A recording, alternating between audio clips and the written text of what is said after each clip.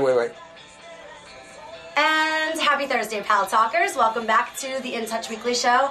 I am your host, Dorothy Cassasari, the senior editor for In Touch Weekly. It has been quite some time since I've been here. I've really missed you guys. I was actually out of town for the last 2 weeks, and I came back with a very special souvenir from my trip. I'm engaged. So just wanted to, let everyone know. Some of you are very loyal viewers. Some of you may be joining us for the first time. But there are quite a few of you out there who have always asked, when's the big news going to come? And you ask a lot about my personal life. And while I don't like to give you all of the details, I do like to share.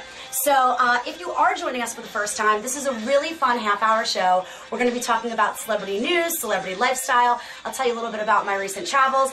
And I have two fantastic guests here today.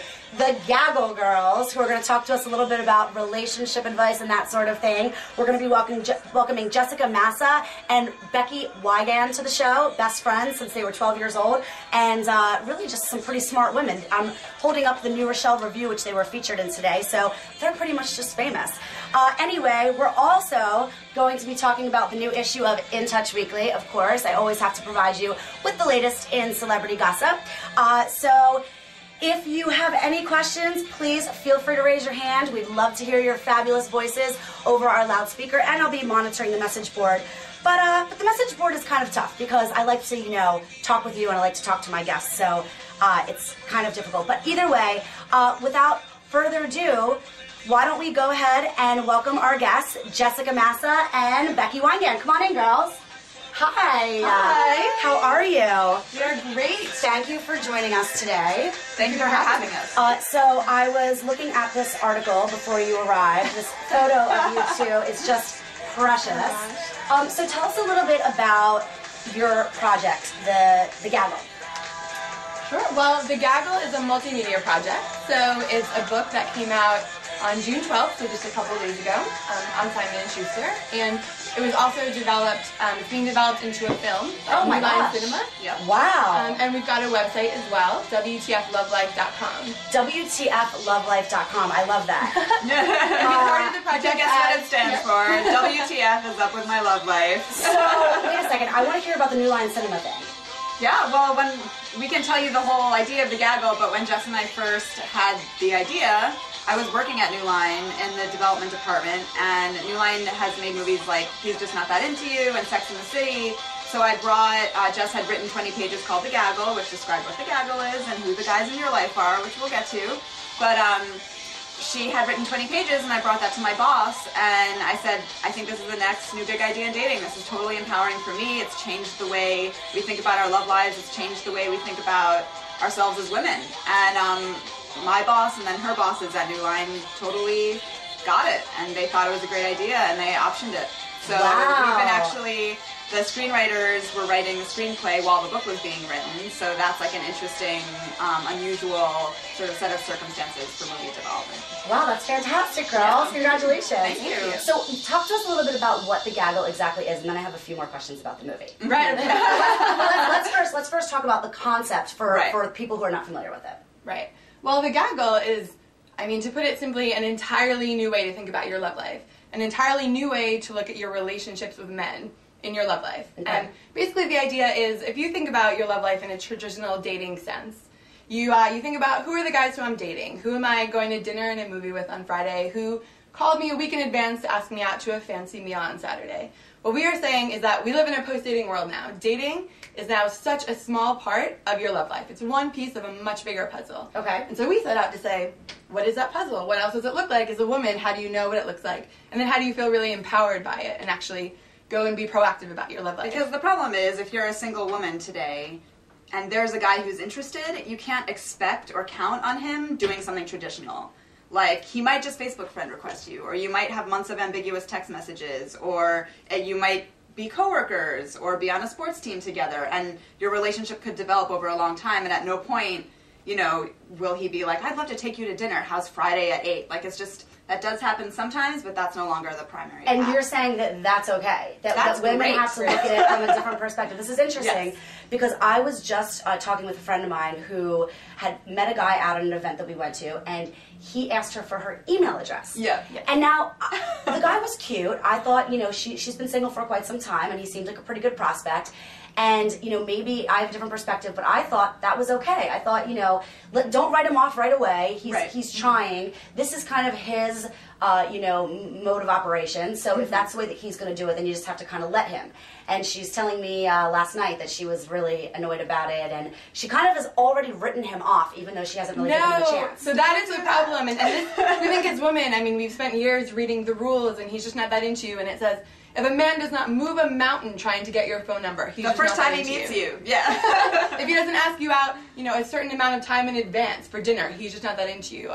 And we really feel like the gaggle is the new way to think about all of that. So what she should do is think about this guy and not even look at him and say, is he going to be my boyfriend, my soulmate? Say, that guy's in my gaggle. He is another guy who just entered my gaggle. We'll see where that connection goes. He's in touch with me. We're going to see what happens here. But your gaggle is the group of guys in your life, which he's definitely in her gaggle. Yeah. The group of guys in your life who you may not be dating. Probably most of them you're not dating.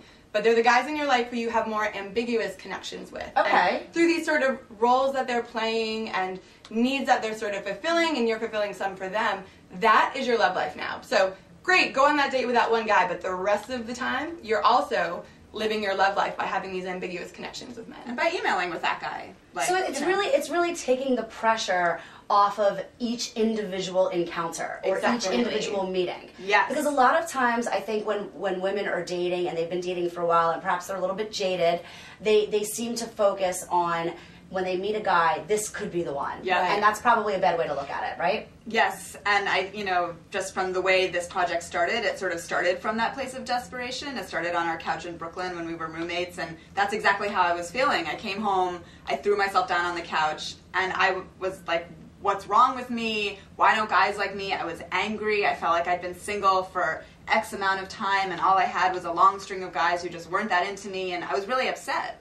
And I'm Becky's best friend, have been forever, so I know what she's doing all day, every day. So I was like, okay, I know that you're not dating anyone, but what I know is that you spend all day G-chatting with your old coworker. Your ex-boyfriend came over. A guy. Definitely. Oh, yeah. Okay. Definitely. Okay. Your ex-boyfriend came over for dinner last week. You made out with that random guy at the party. You have all of these men in your life who you're not dating, but you have real connections with them, and they're interesting, and you don't know where they're going to go. And for you to think you're the single, lonely girl sitting waiting by the phone, that's not your life at all. And I know that because I can see your life as your best Because of your friend. gaggle. Yeah. Because I know that your gaggle is pretty busy. Exactly. Well, and that's what I said. Your gaggle's going on. Yeah, totally. Well, and that's what happened. I just said to Becky, you just sort of have like this gaggle of guys around you. And I could turn that back on her and say, first of all, that sounds awesome. Like, I totally want to gaggle. And second of all, like, you have the same ambiguous connections with guys in your life. Like, these same types of guys are around with you, too. And what we saw, then, long story short, we sent Jess on an interview tour all over America where she interviewed over 100 young men and women about their love lives. And not only did we see that people were exploring their connections with people via the gaggle, but people who'd come into relationships. We even did that night with our friends, too. We looked at people who'd gotten into relationships, and none of them had met through traditional dating. They, as I said before, met through these more ambiguous means. So we were like, why do we even care about dating if that's not how people are getting together primarily anyway? I have to ask, though, does traditional dating even exist still? Very rarely. Like, we say that as a woman, it's up to you about how you think about your love life. So if you are only thinking about traditional dating, you're going to be frustrated. No one, I spent a year traveling the country, not one woman said to me, I'm dating and I go on dates all the time and it's great. I love my love life. I didn't hear that once. Right. So if you're thinking about That makes traditional sense. dating and you're only looking at your calendar and saying, how many dates do I have lined up? You're going to be pretty disappointed and frustrated and you're going to think something's wrong with you.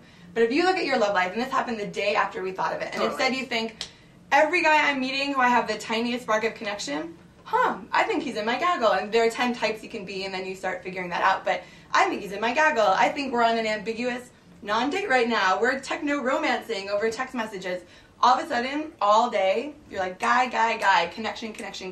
And that, to look at your love life in that way of possibility and opportunity. And abundance. Right. So Instead of saying pathetic, single girl, that nothing's working out, and you kind of become your own worst enemy, I guess. Totally. And we actually have sort of, one of my New Year's resolutions was to stop saying the word single, because I never felt kind of in some ways more alone than when I was in a relationship, because I depended on one person for everything. And once Jess and I were cultivating our gaggles, like my life was so rich.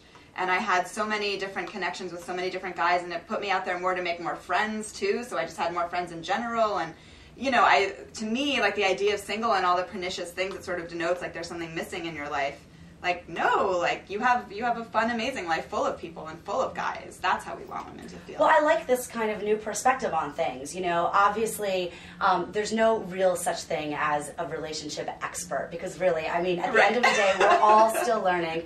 But it's always nice to hear a different perspective that people can just kind of think about, just to kind of switch things up a little bit and not really look at it so black and white, but maybe look at it more in terms of gray. And instead of looking at what you don't have, it's more about looking at what you do have. Exactly. And really that's something that I think, I mean, for me personally, I think I always try to, do that. It's so easy to always focus on what's not happening or what you don't have, but you really have to focus on all the positives. So this is a really good positive message that you're sending people, and I think it's fantastic. Well, and as a woman, there's plenty of people willing to tell us something is wrong with us, or that we are missing something, that there's a lack in our life.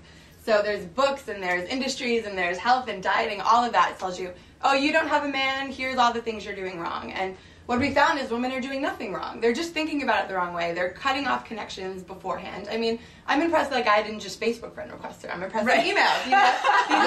Follow her on Twitter, Well, she seemed to be upset because when he asked her what she wanted to do on Friday, she said to him, why don't you pick a place? And he said, well, I'm not familiar with the neighborhood that you live in. And I said to her, that's nice that he wants to come to your neighborhood. I think that's a nice thing. He doesn't want to make you get into a cab or walk very far or whatever it might be. But if he's not familiar, he's not familiar. And so she gave him 3 options. If we want to go to this one Mexican restaurant, if we want to go to an Italian place, or there's a sushi joint. And he wrote back, whichever one you like the most. And she was kind of like, what is this guy doing? He's not taking the initiative.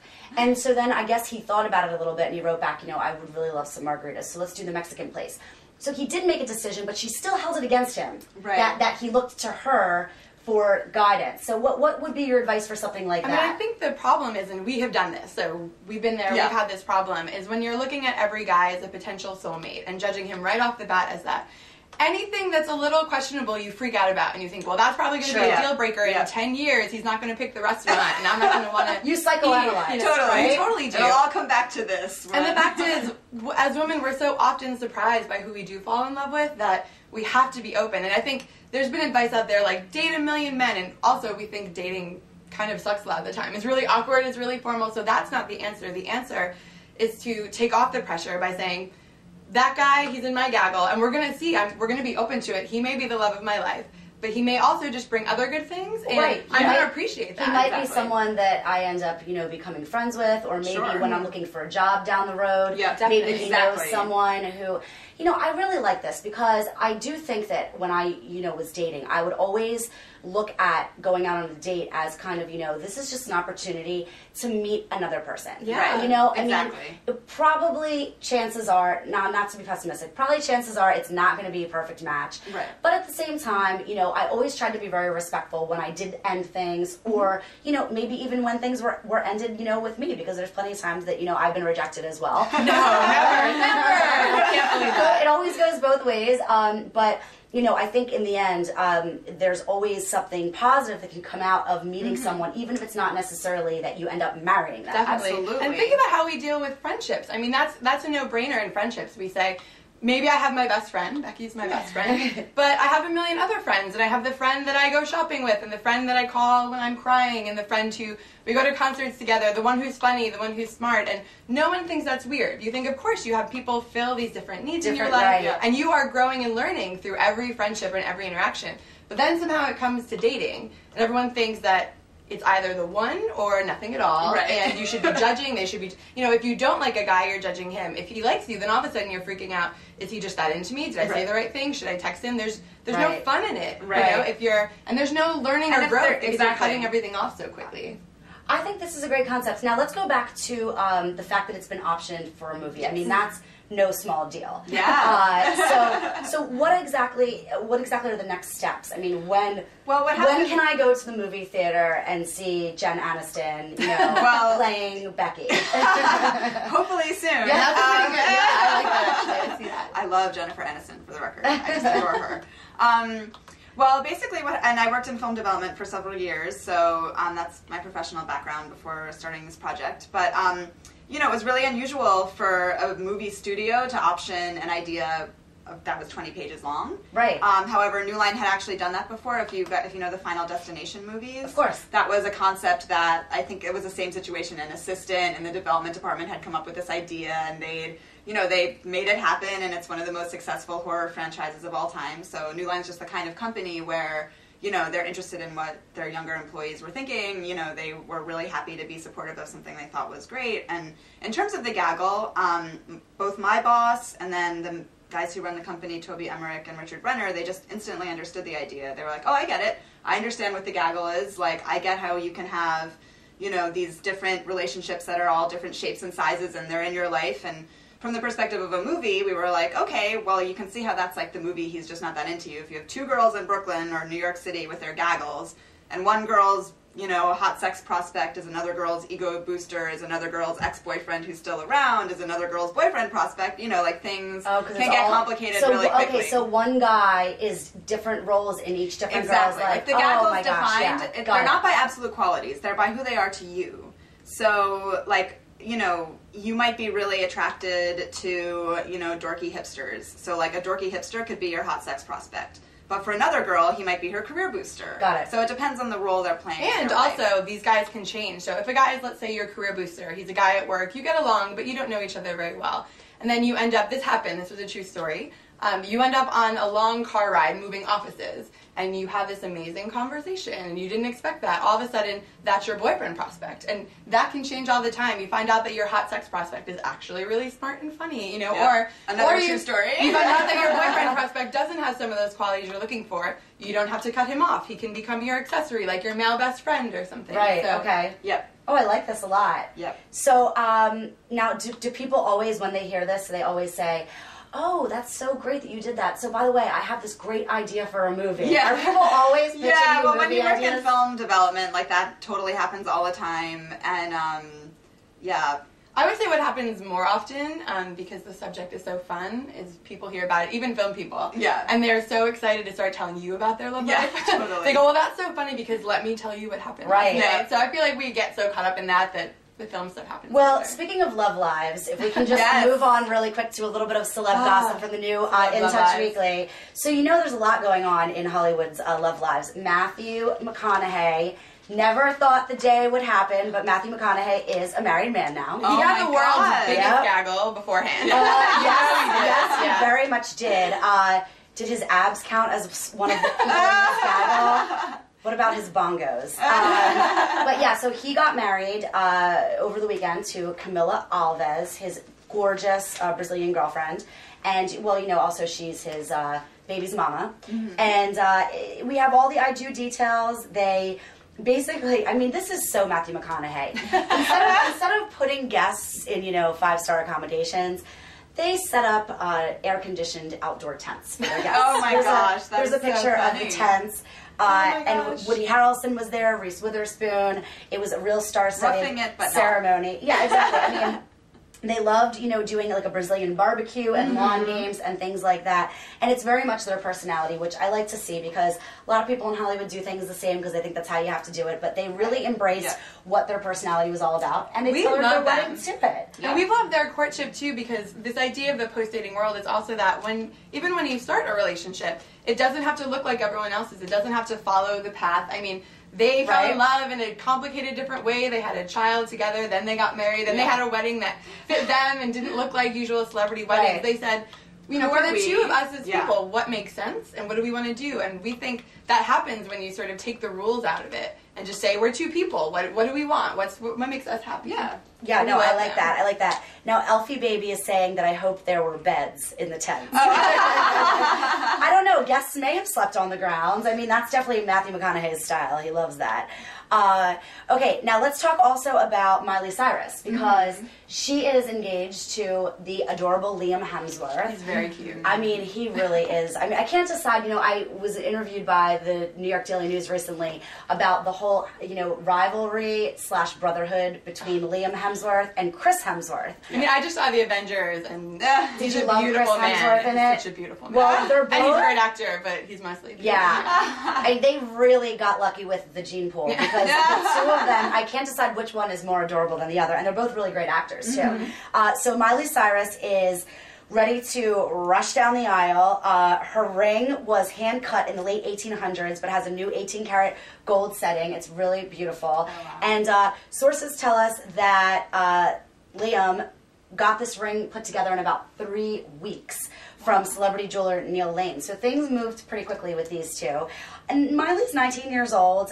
You know, do you think that she's too young to get started? I mean, was her gaggle big enough, or what's going to what's the relationship between the gaggle and kind of, you know, your age? Is there? Well, I mean, one thing I would say just about her gaggle is I do remember when they broke up for a little while, and I hope that it is true love. I hope they last forever. And you know, she kept him around. One of the guys in the gaggle is the ex-boyfriend who's still around, and you think, you know, there's still something this guy's bringing to my life, so he reminds me who I am. Let me keep him around a little bit. And for them, you know, it seems like I remember when she was sort of seen with other people or seeing what was going on, and you know, she kept him around. She continued exploring. I'm sure everyone was telling her never speak to him again. You have to move on. And she trusted herself, and now they're there. I mean, with age, I think that as soon as you start talking to boys, you have a gaggle. And on the flip side, as you know, so I had a gaggle when I was like 6. Yeah. Sorry, I mean when I was 6 months. Right. Well, and the opposite. I mean, we've had so many women who are in their 40s and 50s who are maybe were never married or maybe are divorced and re-entering the scene, and they say to us too. I mean, they get freaked out because the dating world looks so different than what they remembered. Right. But they say, okay, how do I approach this differently? Why did that guy ask me to play Scrabble instead of take me out to dinner? What does it mean? Why is that father of 3 texting me instead of calling? And again, what we're saying is everything is good now. Everything is game. Everything counts. So we think age, I mean, if you can think about your love life in terms of these more ambiguous connections, that's always going to be healthier, whether you're 19 or 16. And when you've reached that point of self-awareness where you know, through your gaggle have figured out sort of who you are and what you want, and you have a good sense of self and what will make you happy, then, I mean, that might happen when you're 19, it might happen when you're 39, it might happen somewhere in between. It's different for everyone. It's totally different. I mean, one thing with her, it makes me a little nervous. I know on the cover we've got some teen moms. Yes, yes we do. Yeah. Teen moms, Caitlin, I'm pregnant, In Touch exclusive. Whew. Yeah, it's crazy. Now, Elfie Baby, I'm really loving your comments today. Miley Cyrus grew up way too fast, but even though she grew up so fast, she turned out to be a good person. Yeah, I mean, I do agree with that.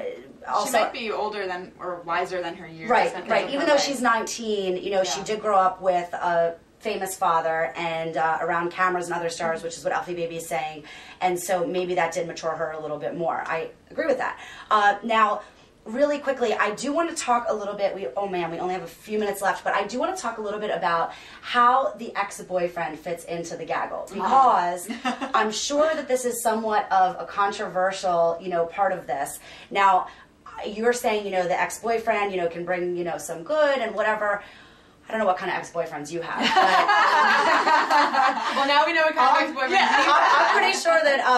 I'm pretty sure that some of my ex-boyfriends have really pretty much brought nothing but negativity to the gaggle. So I had to, you know, cut them out of there. But you know, is there a fine line between considering the ex-boyfriend as still part of the gaggle and then also realizing that perhaps this is just, you know, something that's toxic and you just gotta cut it out? Definitely. That's actually how that entire section of the book is, I guess, is formed. So the book actually goes into the 10 gaggle guys and tells you as a woman, once you know a guy is playing that role, here's how to cultivate that in a healthy way. You know, that's going to make you happy, lead you closer to love. And the ex is one of the biggest ones because it's split down the middle. If you have an ex who you are still hung up with, if you're saying, no, I'm going out, I'm exploring, but actually you're texting him at the end of every night and you're wishing he was there, so unhealthy. That is not your ex-boyfriend who's still around. You need to either cut him off or try again, but that gray area doesn't work. But the flip side is I saw all over the country so many women had an ex-boyfriend who became a really close friend who just knew them really well. Those romantic feelings had really gone away, or they'd gotten over them. Sometimes there was a break and then they got back together as friends. But that guy can give you advice. He knows exactly what you're like. You know, you're out there with your Gaggle exploring. That guy can say, I know you don't really like football, so stop pretending that you like football with that other guy, you know? And he could just be a nice, homey feel for you sometimes when the world is so crazy. You know, someone who really a reminder knows of your past or your younger days, something like that. Someone who knows your mom really well, so when she pisses you off, you can be like, ah! Right. It's interesting because I was in D.C. I was in Washington, D.C. about a month ago doing some Mother's Day gift segments, and I had drinks with my ex-boyfriend from college, who's now, you know, married, has a son, a 1-year-old son, and you know, it's funny because a lot of times people say, you know, you can never be friends with your ex. And so that idea of keeping the ex in the Gaggle, if you really have gotten rid of all those feelings, I believe is definitely, you know, possible because, you know, we used to have a wonderful relationship in college. We graduated college together, but we very much grew apart. We were never very similar. And now, you know, I was just very happy to see him happy and meet his son, you know, and, you know, just realizing that we went on our own path. So I like that. I like the fact that the ex-boyfriend can be part of the Gaggle. Good stuff. So what else is happening with the book and with the movie? Where can people buy the book, by the way?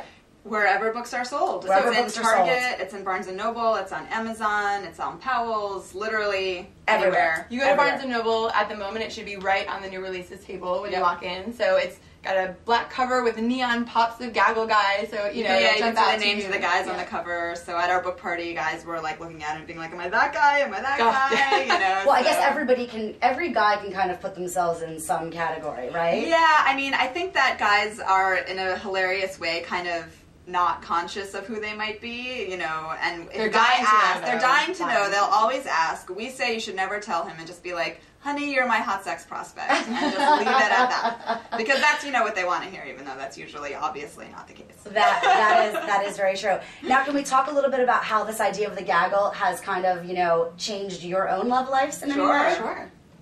Well, for me, I am living the Gaggle lifestyle. Everything that's in the book. I've had an amazing couple of years where, I mean, I went on the road literally for a year. So I was never in one city in America for more than a couple of days. And then I locked myself in a room for a couple months to write this book. And what was amazing for me was, you know, I even had people telling me then, you're going to have to slow down if you want to meet a guy, if you want to date somebody. You can't work that hard and meet somebody. And the beautiful thing is I had the Gaggle mentality, and I feel like I had a rocking year. Like, I was falling in love, I was getting my heart broken, I was texting all day, I was in touch all of a sudden with men all over the country. My guys back in New York, we were close. I mean, when I was just open to connection and willing to use technology to really make sure that I was staying close with these people, it was amazing. So I have a great Gaggle. That's where I'm at right now. We'll see. Every day I have no idea what's going to happen. Right. But there's an excitement and a fun in it. Definitely. Right. You don't have a specific, you know, expectation for what these guys should be doing. You haven't written a script for them. No. And a lot of times that is the mistake that women make. And I think that's incredibly they get key. disappointed, right? Absolutely. Right. And for me, like, I'm in a relationship unlike any I've been in before. Like, I think he's the perfect man for me. I'm so in love. And I met him, and he came into my life when my Gaggle was at its height. Like, I had career boosters, I had a couple hot sex prospects, I had ego boosters galore, I actually had a serious boyfriend prospect who blew me off in, like, really hurtful fashion. But one of the guys is the guy who just blew you off. Yeah, the guy just blew. So he was like the boyfriend prospect turned on a dime into the guy who just blew me off. And, you know, I think the other positive of the Gaggle is that something like that happens and you're not devastated because you have a little bit of a safety net for your feelings. Right.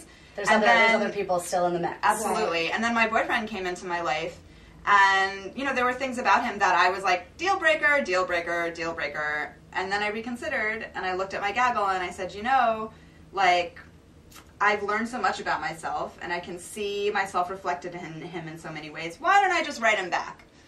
Who knows? Like, I should just write him back. And I wrote him back, and then when I met him, it was just, I mean, I don't want to be, like, overly romantic about it, but I'm in love with this person, and he's amazing. So right. you know, I was not expecting that, and he's absolutely not the person I would have, like, sat down and written, like, my Prince Charming. It's like this, you know? But you can say it that way. Yeah, You can't script. And I didn't know it. He gives me things I didn't know that I needed. Right. So, you can't always know. All because you just wrote him back. Just you because I you wrote just him were back. open enough to write him back. I was like, haha, it's not like I'll fall in love with him. Well, ladies, I really like everything that we've talked about. I appreciate you girls coming in. Thank you so for having much. us. Becky Wyngan and Jessica Massa, right? Okay.